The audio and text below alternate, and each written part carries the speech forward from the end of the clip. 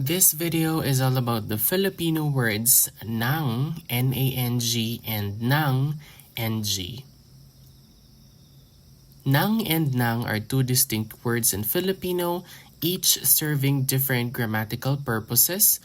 While they may sound similar, they are used in different contexts. The first one is we have the word nang, N-A-N-G. The following are the four functions. The first one is that it is an adverbial marker used to indicate how or when an action is done. The second one is it is also used as a conjunction to connect verbs, phrases, or clauses, meaning so that or when in English. The third one, it can be a replacement for noong. It indicates the past time when something happened. And the fourth one is that it can be an intensifier used to repeat an adjective or verb for emphasis. Let us have the following example sentences. The first one is tumakbo siya ng mabilis. He ran quickly. When we say takbo, that's run. And then mabilis is fast. So he or she ran quickly. Tumakbo siya ng mabilis. The second one is umalis ako nang hindi nagpapaalam. It means I left without saying goodbye. So alis, that means to leave. And then paalam is like consent. And then hindi is didn't. So umalis ako nang hindi nagpapaalam. Natulog siya ng maaga kagabi. That means he or she slept early last night. So natulog means to sleep. And then maaga is early. And then kagabi is evening. So natulog siya ng maaga kagabi. Umalis siya nang magising ako. So he left when I woke up. Alis means to leave. And then gising is to wake up. So umalis siya nang magising ako. Nag-aral ako ng mabuti para pumasa. I studied hard so that I could pass. Aral means study, and then mabuti is well or hard. And then pumasa is to pass. Nag-aral ako ng mabuti para pumasa. Dumating siya ng walang dalang regalo. He or she arrived without bringing a gift. So dating means arrive, and then regalo is a gift. Dala is like with like anything he or she brought. Wala is nope or none. So dumating siya ng walang dalang regalo. Nagluto si nanay ng masarap na pagkain. Mother cooked delicious food. Luto, that's cook. And then nanay is mother. Masarap is delicious. And then pagkain is food. Nagluto si nanay ng masarap na pagkain. Kumain kami ng sabay-sabay. We ate together. Kain, that's the root word. It's eat. And then sabay-sabay is like together. Everyone together. Kumain kami ng sabay-sabay.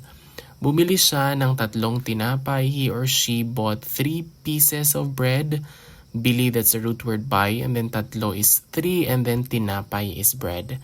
Bumili siya ng 3 tinapay. Pumunta ako ng maaga sa eskwelahan. I went to school early. Punta, that means to go. And then maaga is early. And eskwelahan, that's school. So pumunta ako ng maaga sa eskwelahan. For the nang NG, here are the 4 functions. The first one is that it is a possessive marker. It indicates possession or ownership, equivalent to of in English. The second function is that it is an object marker used to mark the object of a verb. The third is that it is a partitive marker that indicates the part of a whole. And the fourth one is that it is a general marker used for general prepositions that don't fit into other categories. Here are the example sentences for the word nang NG. The first one is, kinuha niya ang libro ng bata. He or she took the child's book. Kuha is like took or to get. And then a libro is a book, so a bata is a kid. So kinuha niya ang libro ng bata. Puno ng tubig ang baso. The glass is full of water. So puno is full, and then tubig is water. And then baso, that's a glass. So puno ng tubig ang baso. Bumili siya ng prutas sa tindahan. He or she bought fruit at the store. So bili, that's buy. Bumili is bought. And then a prutas is a fruit. And then a tindahan is a store. So bumili siya ng prutas sa tindahan. Siya ang may-ari ng bahay. He or she is the owner of the house. May-ari is like the owner, and then a bahay is a house. Siya ang may-ari ng bahay. Gusto ko ng tsokolate. I want some chocolate. So gusto is like or want. And then chocolate, that's chocolate. Gusto ko ng tsokolate. Nagbigay siya ng regalo sa kaibigan. She or he gave a gift to a friend.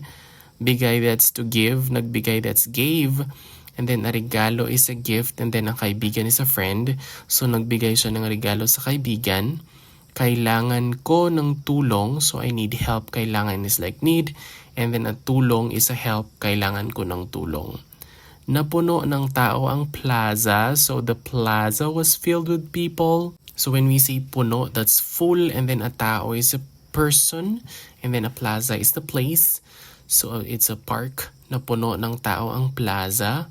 Nagluto siya ng adobo para sa amin. He or she cooked adobo for us. Luto, that's the root word. Cook, to cook. And then nagluto, cooked. And adobo is a food. And then para sa amin is for us. Nagluto siya ng adobo para sa amin. May dala siyang kahon ng gatas. He or she brought a box of milk. So dala is like something that he or she brought with him or her. And then a kahon is a box. And then gatas, that's milk. So may dala siyang kahon ng gatas. So once again, the summary of differences for nang and nang. Nang, N-A-N-G, is that it is used for timing, manner, conjunction, and to emphasize repetition. And the nang N-G is used to indicate possession, object of verbs, partitive expressions, and of course, general prepositional phrases. And that is all about for this video regarding nang, N-A-N-G, and the nang N-G. Maraming salamat for watching this video and see you in the next one.